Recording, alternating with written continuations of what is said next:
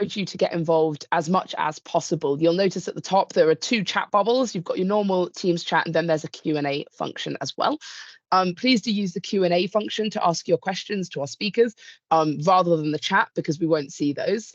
Instead, you can use the chat to have discussions, add your own insights, ideas, or suggestions for other attendees and other delegates, but it won't be used to answer questions. So make sure that you pick the right chat for your purposes. Just so you're aware, this webinar is exclusive to those working in universities communication and marketing, but please do feel free to tweet us at Universities UK or post on Instagram or LinkedIn if you wish.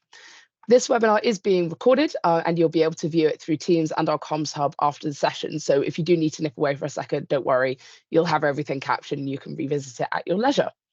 We have some really great speakers joining us today, but just before I introduce them, I will say a little bit about why we're here today and a little bit of scene setting.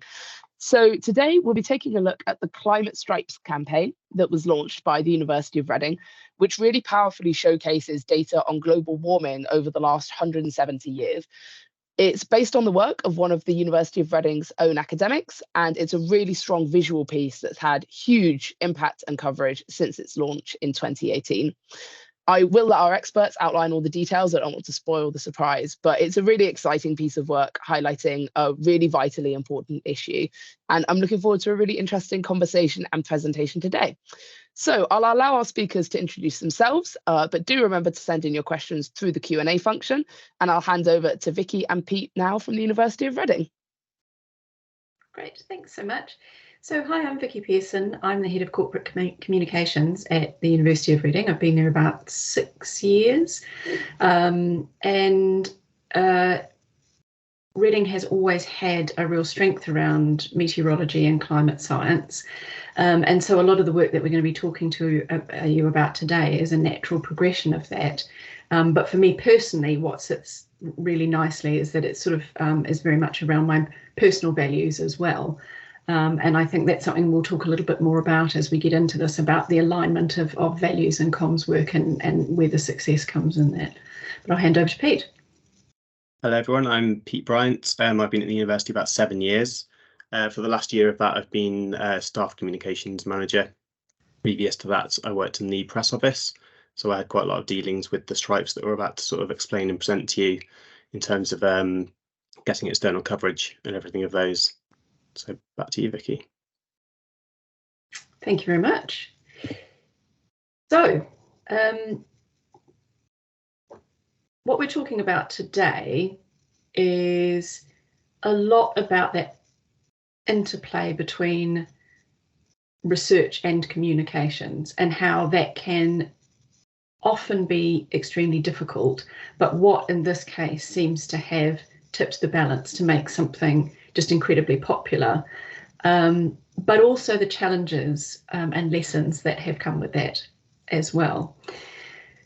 So just a bit of background, Reading is a broad-based research-intensive university. We have around 900 active researchers. And as I mentioned earlier, a long-time leader in climate and meteorology research, and home to some of the most renowned scientists investigating, global climate dynamics, regional climate projections, and links between climate change and extreme weather. And so the Planet Partners campaign that we have been running has been about a lot more than the stripes, but that has very much come to exemplify the kind of look and feel, I guess you could say, of a lot of our climate work. It's also worth noting that, Reading scientists contribute to major international research projects and assessments like the IPCC, the Intergovernmental Panel on Climate Change. So we're starting from a position of strength in this from a research communications point of view. We are, as an institution, a world leader in this. And so we already have, I suppose, at some level, some sense of gravitas or academic strength in this area that gives us a good grounding on which to speak on these issues. So Ed is professor in the Department of Meteorology, and He is a great guy to work with. We're very, very lucky in that regard, and we'll come back to that a bit, I imagine, in terms of how we've navigated some of these issues. Ed's also a classic academic. He isn't a media personality or media star. That's not his strength, I guess you could say. He is a scientist. He is a climate scientist, and again, that presents some opportunities and challenges as well. But the strength of that is that he knows what he's talking about. He is not just a face presenting this work. It is absolutely his bread and butter. It is what he lives and breathes every day.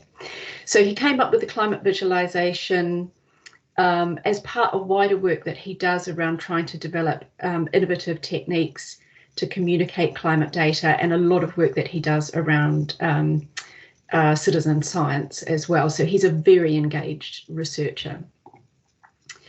So this is the kind of thing that we're probably used to, and I'll pass over to Pete to talk a little bit about the evolution of the stripes and how we got to where we are today. Hello again, I'll take control of the slides. Can everyone still see that boring graph, let's call it? Yeah, the boring graph is still there, Pete. Yeah. So we're sort of taking you back now to the origins of the stripes quickly. So yeah, this boring graph, this is the kind of thing we're all sort of probably used to seeing at school, or in science books or whatever. It's quite dry data. I mean, to a scientist, it probably tells a bit of a story, but to most of us, this would require sort of really looking closely at trying to sort of pull out what the message is here. So for the general public, not so great. This was sort of Ed's first step into data visualization. He's very keen on trying to make science accessible to the general public. And this was his climate spiral, it was called, and we can't show you it moving today. But essentially, it starts out with none of those blue, green, yellow lines. It starts out blank, and then the line sort of goes round and round, getting wider and wider to show temperature increase over the years. So a lot more engaging than the boring graph. And it sort of tells the story as that line starts to sort of almost spiral out of control, let's say. You get an idea of how temperature is sort of increasing very dramatically in recent years. This graphic actually appeared randomly on the opening ceremony of the 2016 Rio Olympics. It was completely out of the blue. We weren't expecting it, but I guess that shows that the concept of kind of data visualization, it works, and it started to spark people's imaginations. So we move now on to the stripes, where Ed sort of finally nailed it, really.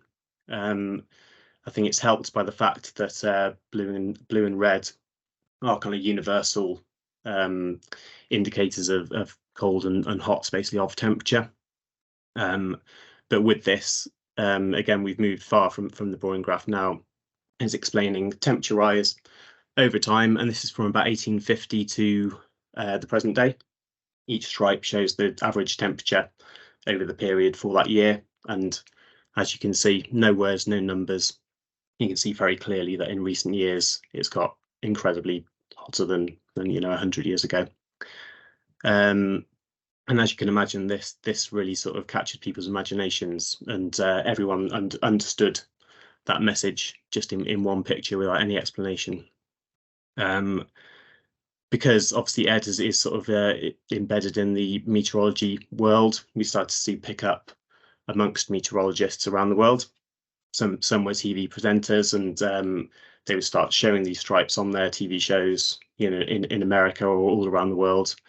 This started in about 2018, and by the following year, it had become a bit of a thing amongst meteorologists. And on the summer solstice every year, you start to see these all over social media and on TV and what have you.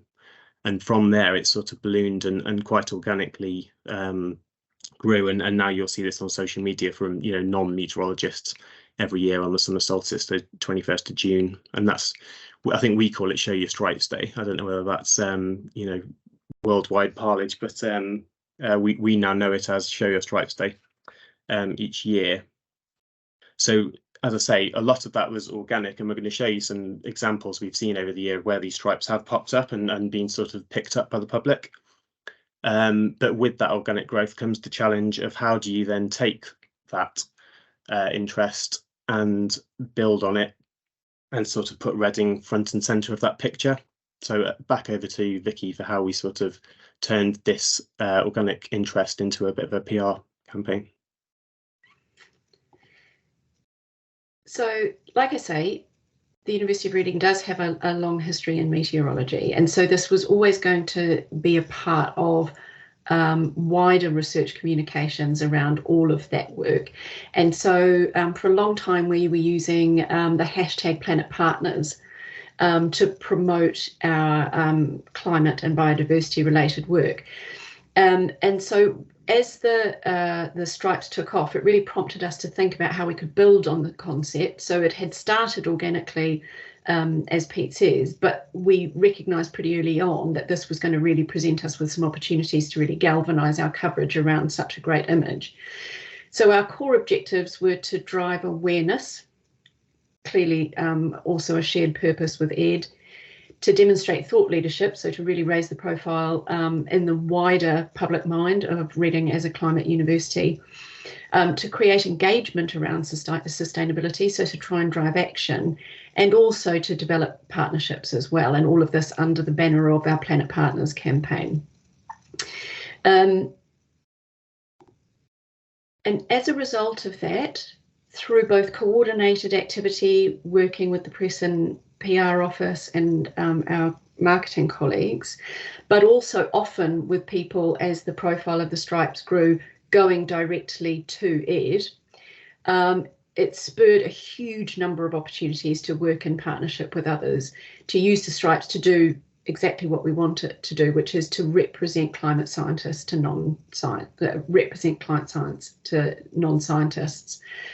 But as a result, it's grown beyond that in many respects. I think, you know, the appearance on Greta's book has been a highlight, but House of Tamim used London Fashion Week to share a sustainability message by building the stripes into their clothing range. Scottish Power have displayed it on their buildings. And as the bottom right shows, the stripes has obviously outlived the career of certain BBC News presenters as well, showing that it's got longevity. But there were a lot of those very high profile opportunities. We really maximised that last year with Show Your Stripes Day, and we actually ended up projecting the stripes. Again, there's a video that shows this because it was a rolling projection with different messages, but projecting the stripes onto the White Cliffs of Dover last year. So it has become quite an iconic and major campaign brand for the university. Locally as well, though, it's become a real galvanising force in the Reading community, because we've really championed the idea that Reading gave this to the world, and to really engender pride in our local community, in the university and its work as well. We've had a couple of really notable partnerships. One is with Reading Football Club, where they featured the stripes on their kit for the 22-23 season.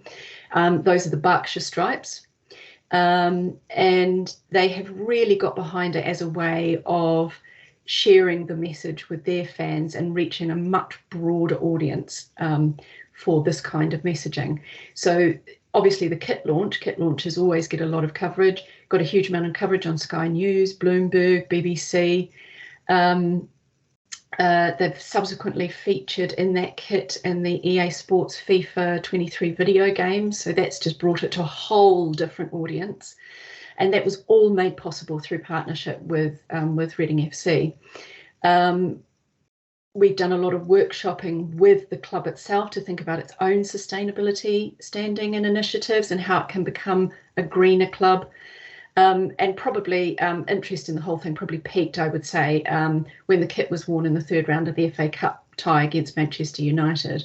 And commentators actually explained the science behind the stripes as part of their commentary to the event, which was just, you know, like well beyond anything we could possibly have imagined. So it really has been extraordinary. And Laura Tobin meteorologist and weather presenter who was also a Reading alum, she has become a major advocate of the stripes as well and talks about it in her work. So this is just an example of one of those things that we never thought about, but has absolutely just taken the message far broader than we could have imagined. Also locally, it features on Reading buses as well. So you will see stripes buses with an explanation of the science travelling around Reading. So it's become something of a local icon as well. Because Reading is so committed institutionally to sustainability, not just in a research sense, but environmental sustainability is one of our strategic principles. It's something that is very much lived and breathed on campus as well. I was talking about values earlier. I think one of the real successes of the stripes for us as a campaign brand has been the fact that it chimes with our institutional values, that this is not just the research that we're producing, but it's the way the university operates and hopefully the way we live and breathe as a university community. So as a result, for many, the stripes have become a real point of pride. You'll never see our Vice-Chancellor without a stripes badge. It's featured on major branding across the university. We've done a real drive on campus around reducing disposable cups, and so we have a range of reusable cups and the stripes feature on those. The bottom right picture is actually on Climate Stripes Day last year. We actually accidentally in the corporate comms team managed to create our own stripes, although it wasn't the intention of the day, but we did. So it has become internally a bit of a galvanizing force as well. However, I'd say there's two things about that. One is that there are dangers, obviously, to putting all your eggs in one basket, because it's become quite embedded with our brand proposition, but that needs to continue to evolve. And ultimately, it is with Reading. He has a long career at Reading, not necessarily always be at Reading. And so there is risk in kind of embedding it too heavily in that way. But also some of our academics get a little bit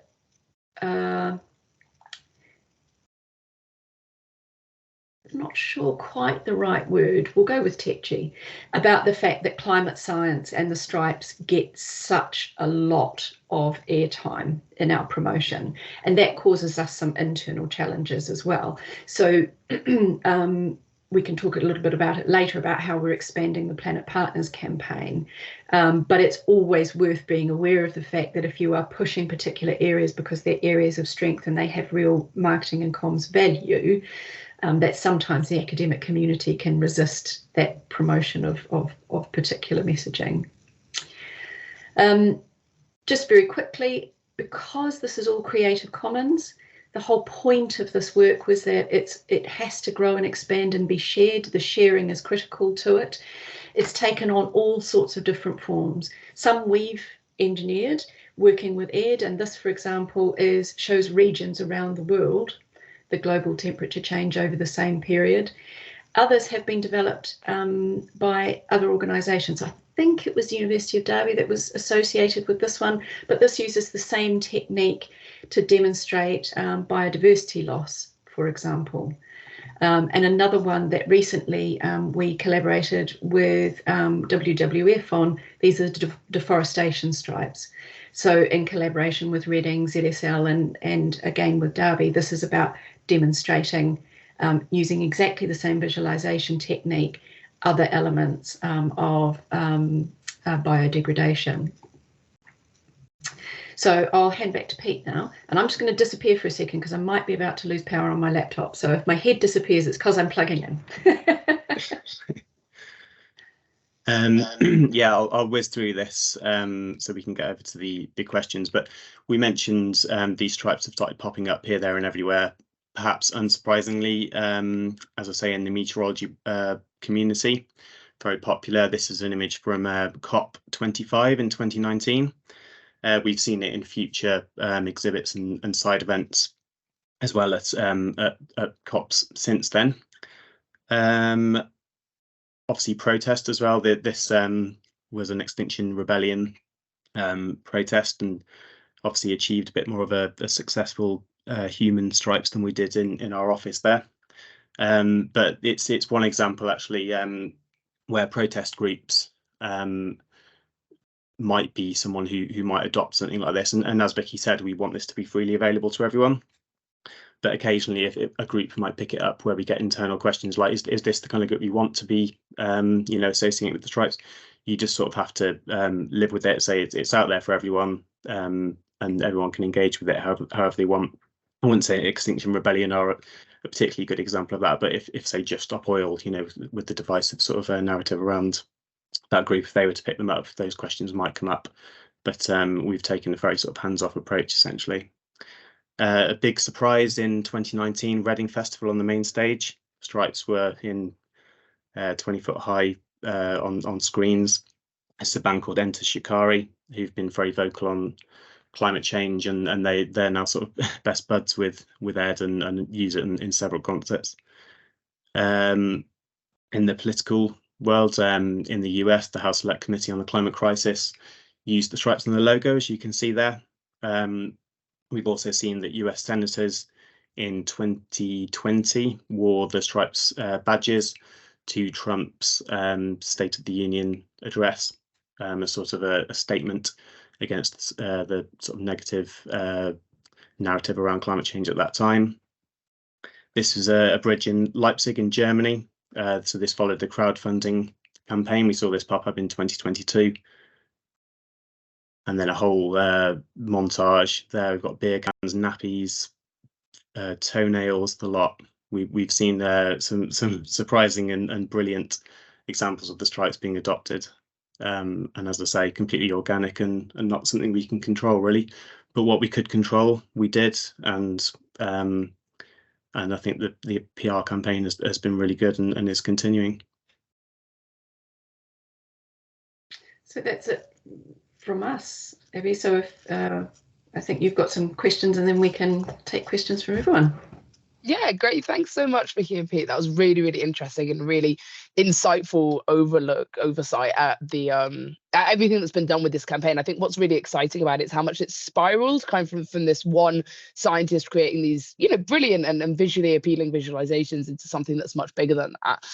I think something I'd be really interested to hear about is obviously these stripes have really caught on, as you mentioned, they're Creative Commons, they're appearing in all kinds of places, as we can see on the slide now, without kind of any reference necessarily to the original research or to Reading specifically, because they're just out there, which is great. It's part of this big public campaign on something that's, a global issue, right? So I think that's a really positive aspect, but I'd be interested to hear a little bit more about how you as a team manage communications on the university side, knowing the campaign has a reach beyond your direct sphere of influence. Yeah, well, I think it's always been really important for us working with Ed to remember that first and foremost, this is about raising awareness of climate change. That is the primary purpose of Ed's work. And he has been incredibly supportive of using the stripes as a way of promoting Reading's reputation as a climate university. But first and foremost, this is about promoting his research. And I think as a comms team, we keep that front and centre of our thinking, because ultimately any use of this, whether the University of Reading gets credit for it or not, is important because it spreads that message. It does create tensions because potentially this could be used on the side of a Shell oil van, and we would have no means to do anything about that. However, our approach to that would be to start a conversation. We see you've started using this. We would love you to talk to our climate scientists about these issues. So we see it as a very, in principle, as a very open dialogue. And that's, I think, because that's at the core of our comms approach, it hasn't presented us with challenges so far. And because Ed has been very, very supportive of us using it institutionally as well as research, that has made life a lot easier for us. It's appeared, for example, on the front of a recent prospectus, undergraduate prospectus, and it features very heavily when people come to campus for open days and things like that. But ultimately, like I said earlier, you can't put all your eggs in one basket. This is one element of our work. And so the Planet Partners work that we've been doing we're looking to evolve beyond the core climate science work to bring in some of other Reading strengths around food and agriculture, around built environment, for example.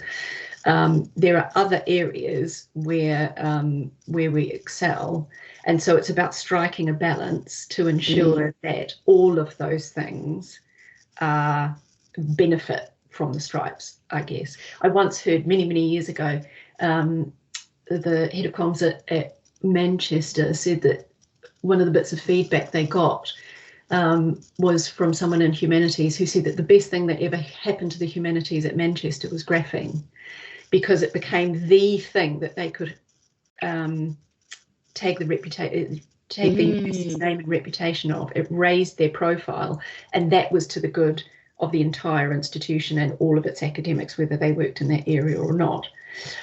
Sadly, I've never heard any of our own academics say that per se. Not yet. But I think we can hope. Acknowledgement that it does a huge amount to raise people's profile. And I think around recruitment marketing, for example, when you're working with a younger audience that is quite values-led, demonstrating our values is really, really important. To showing that we live and breathe the things that are important to our, to the young people from whom we're recruiting. Yeah, that's a really insightful response. Thanks, Vicky. So I'd be interested to hear a little bit more about, you've mentioned your sort of Planet Partners campaign and other work that you'd like to highlight through this. And you've kind of indicated a little bit about this already, but how do you sort of strategically align this work with other campaigns that you're hoping to lift up? Because obviously, if you've got one campaign drawing a lot of attention, you still want to make sure there's this space on the airwaves for other things. So I'd be interested to hear a little bit more about how you balance that. Well, Pete, do you want to talk a little bit about the evolution of the Planet Partners? Yeah, I mean, the term, sort of the campaign name, actually came about from something different, funnily enough, and it was to do with development work on campus, which was expanding our meteorology department. So actually, I suppose the origins of that campaign was something different, albeit still within, connected to meteorology, although, within the states and university message as well, like, strategic development of our campuses. And it sort of ended up becoming an umbrella term for various different things. We've used it for this, and we now have the Partnering for the Planet website, which has a page on the stripes, obviously, but it also looks at other things we've been doing on climate education and other climate related topics. But we've also tried to include on there in places other disciplines, so that there are some sort of humanities like philosophy and kind of linguistic research that all features on there, in all to do with how companies talk about climate change and their corporate responsibility. So I mean, they're not great examples of bringing it away from climate change, but it is a way that we've brought in other areas of the university and other disciplines, certainly. And we continue to run campaigns around other areas and other subjects, but I think the key is to try and make the umbrella as large as possible. And in an ideal world, as Pete says, we try and bring in other disciplines that aren't traditionally climate science or meteorology, to be able to bring different concepts to the campaign. And we run other campaigns for other, around other topics. So I think it's about not putting all your eggs in one basket, being flexible, and recognizing that you can't just only go with one area of strength. You need to create space for those other areas as well. And as Vicky said, luckily it ties in with one of our 4 university strategic principles of sustainability. So obviously we do other campaigns that look at the other 3 principles. And yeah, I mean, if we banged on about stripes all the time, literally all the time, people will get bored. So we need to we need to balance it with other stuff and make sure we're sort of diverse in what we're doing in comms as well. Yeah, of course. And I think there's a lot to learn there in the wider climate action piece, that it's not just meteorologists and earth scientists that will have an impact in addressing the climate crisis, right? You need to bring in that kind of broad umbrella, as Vicky mentioned. So it's got quite a nice cut across to the policy dimension as well. Yeah. And just a reminder to people that are listening, please do feel free to submit your questions through the Q&A function. I'm perfectly happy having a lovely conversation with Vicky and Pete, but if you do have any specific questions that you'd like answered, I'll be happy to highlight those for you. So just thinking about Reading's kind of presence in climate science, and thinking about learnings for other people on the call, what do you think other people working at universities can do to kind of leverage their university's unique strengths in comms activity? Because obviously, this is a fantastic example of your research activity and your comms activity really aligning to create that specific brand for Reading in a space where you're already known for that. So what are the kind of learnings that others can take away if their institutions have different strengths? So the first, I think, is there is a real alignment with our research strength and our institutional ambitions. That has given us the ability to, I suppose, speak with authority. So, like I say, it's a strategic principle. One of our goals is to be perceived as one of the greenest universities. We are nominated tonight at the THE Awards, for example, for sustainable university. Fingers crossed.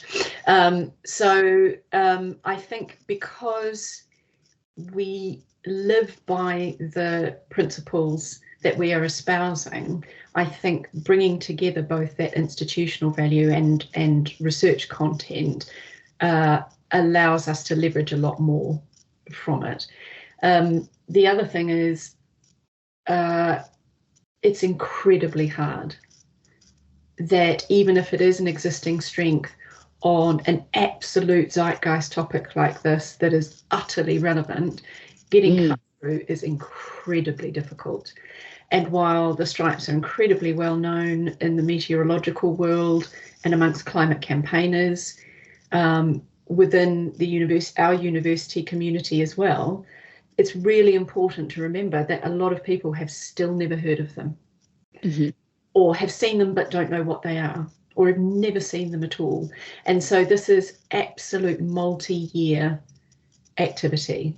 It's not a one-off, one-year campaign that you can put a bit of money behind and expect that public cut through. And the third thing I'd say is that you have to be open to serendipity, because some of the biggest opportunities that have come to us through this campaign or through the development of the stripes have not been ones that we've initiated. So, for example, the Enter Shikari at Reading Festival, Pete found out about that a few days before it happened, but that was because they believed passionately in it and they'd heard of it, and that was one of the biggest opportunities that we had.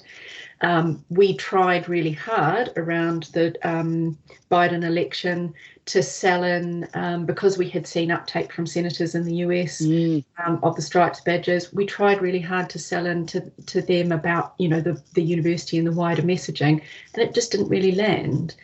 And so I think, again, that's been another lesson, is that, there's as much miss as hit. And you just have to be patient and keep rolling it out over time. From my perspective on that, I know Vicky was saying about sort of getting traction. We're lucky that Ed, as I say, is quite keen on sort of the accessibility of science. He runs a blog site which is quite popular, where he'd done stuff before the strikes. They just happened to be the thing that took off. So having a researcher that has that as an interest, and obviously he's got a bit of a following in meteorology and amongst the public because of this blog.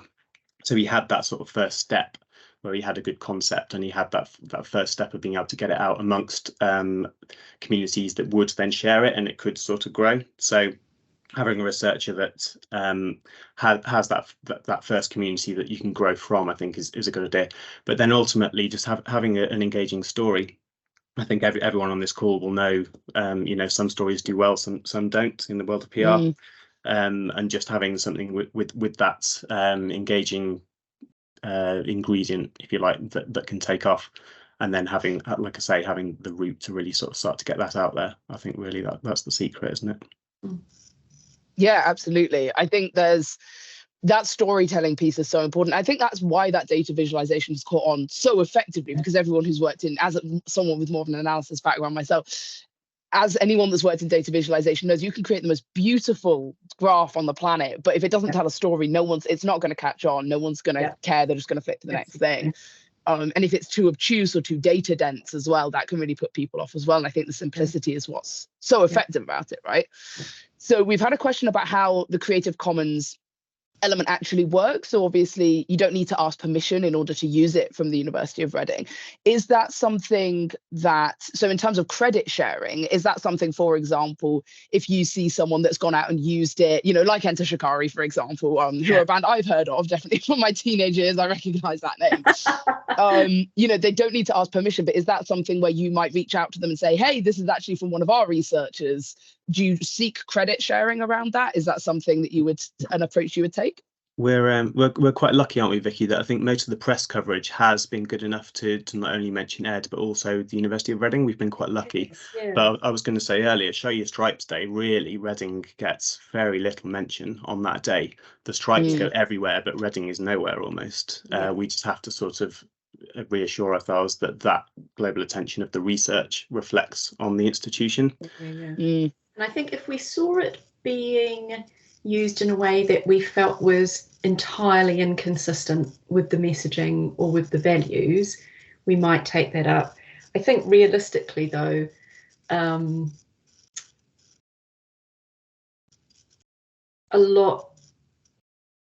maintaining goodwill with the academic is really important for this kind of work, and so anything that we did that started looking too proprietary around this, I think we'd risk that relationship with Ed, and so I think it's really important to follow his lead in a lot of this. A lot of the partnerships, like I say, come as a result of direct contact with Ed, and he brings us in because he's a great person to work with. So if it credits the University of Reading, that's fantastic. If we could see an opportunity where somebody has used it and we think we could work with them further to grow on that, then we would get in touch.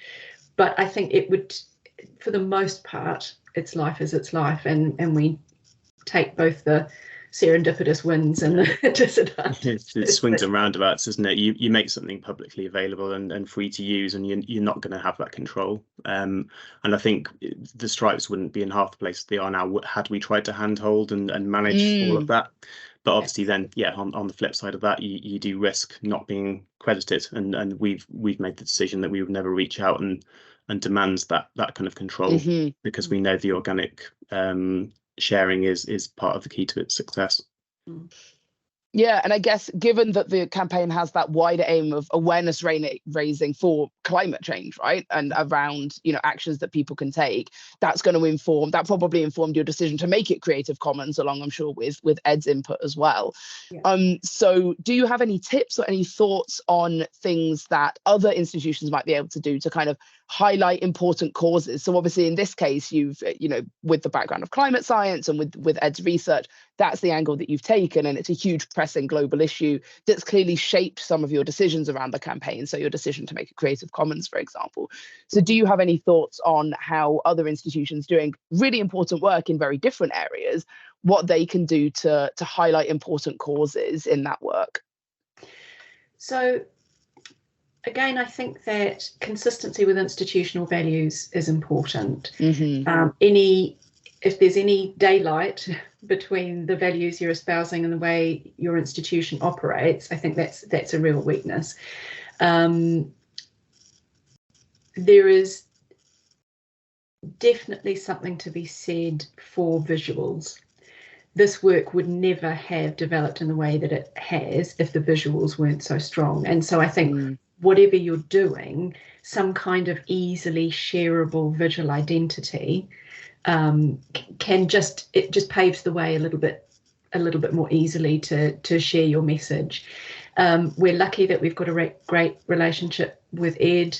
I think it can also, these are examples that can be used though with academics to demonstrate, who are maybe a bit more reluctant, to demonstrate where they get impact for their research through cooperation around comms and PR and marketing. Sometimes I think some academics can be very precious about holding on to their contacts. and see it as the university trying to sort of take over, in a sense, their work. Yeah. Whereas I think what this shows is that by working together, ultimately, we've probably achieved more for Ed and impact for Ed, genuine research impact, than just solely working on his own. The other thing around that as well is that it leads to genuine outcomes. So Yeah.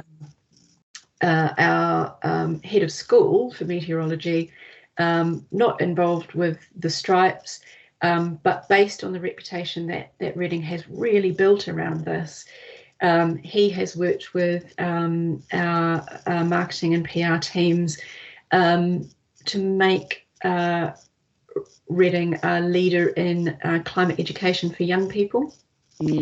And so it's not just that this has had impact for Ed, it's provided a basis for other researchers and academics in the area. It's given them a basis on which to launch their own initiatives as well. And that has now, some of that work has been incorporated into DFE's climate strategy. So I think there are lots of ways of being able to convince sometimes reluctant academics and demonstrate to them the research impact that they get out of this, as well as, profile. Yeah, absolutely. I think that's an amazing example of good practice. Sorry, Pete, you want to come in? No, I mean, I was just going to make a small point that I think it's helped that there's so much momentum behind the kind of climate change argument in recent years. So if you would sort of try and pinpoint something to try and build a PR campaign or a graphic on it, maybe it is just something that's globally seen as quite important, has that sort of activism thing behind it. Maybe public health. During the pandemic, I'm sure there were visual aids and science tools and stuff that help people get their heads around that and where we should be taking action. So I guess the fact there's like a global movement, I think, really helped drive this on. Interestingly, and just very quickly, one thing we have found, though, that has been problematic is because of the way some of the algorithms have been changed on some social media platforms, particularly Facebook, around trying to control spread of misinformation. Things on potentially what are seen as political topics can be difficult to disseminate, particularly through paid social. So that was something we never expected, but because climate change is one of those things that they're seeking to control misinformation on, it actually affects people trying to spread, I suppose, what you'd call the right information as well. And we've had some difficulty about trying to boost our campaign with paid activity through some of those channels. So it has some odd, trying to get involved in the zeitgeist is great, but we've had some unexpected consequences from that as well. Yeah, it can fall foul of some other things that are going on. There's one very quick question. So someone's asked, was it difficult to get the university to agree to the brave route of allowing the stripes to be used by the public? I agree, it's quite brave. So if you could give just a really short thought on that, would be really interesting. The short thought is no, not at all. Really? So Robert Vandernoort, our Vice Chancellor, has a really strong belief in transparency and openness. And so the ability to share this and work really openly with it is core to our whole institutional approach, actually. So no, being able to share this in an open way was never a challenge we faced internally. Sometimes raises some conversations with our legal team about the risks. But again, we have a great relationship with them, and so we've just worked through them where they've occurred. But no, gratefully, we didn't have that. We didn't have that challenge. It's backed up as well, but I think we have a culture in our press team where we don't, as I say, we don't try and sort of handhold, and we do sort of take the rough with the smooth. But also, crucially, Ed, I don't think has ever really been driven that much to want to control all this stuff and make sure that things are done in a certain way. So I think from bottom to top, really, we've just been happy to watch it grow and do what we can. Yeah, it's a fantastic example of that whole institution buy-in and all of the work that your whole team has put to that. Sorry, Vicky, final thought to Vicky before I wrap up. I was going to say, I think we're very lucky as a team because we have a huge amount of creative autonomy, actually. I think over the years, through demonstrating our expertise when it's mattered, we're lucky enough to have a lot of trust from our senior team. Robert operates a real system of what he calls distributed leadership. So I think we can often do these things independently without necessarily having to go through a whole series of sign-offs and approvals, which means that we can take advantage of some of the serendipitous opportunities and work quite flexibly. And we're just very, very lucky in that regard. That's a really lovely note to end on. Thank you so much, Vicky. So I'm just going to wrap it up now. Massive thank you to Vicky and Pete for their really interesting presentation and a really compelling discussion. Thank you so much to delegates for coming along, and I hope you found it as interesting and useful as I did. If you enjoyed this webinar, I would encourage you to register for our next free webinars, and information about how to do that is just going in the chat. Do also have a quick look at our website about our climate and sustainability conference in January, if that's of interest to you. And please sign up to our mailing list to find out more about the Uni Exchange series and any topics that we'll be covering. Hope you all have a lovely day on this very grey afternoon, and goodbye.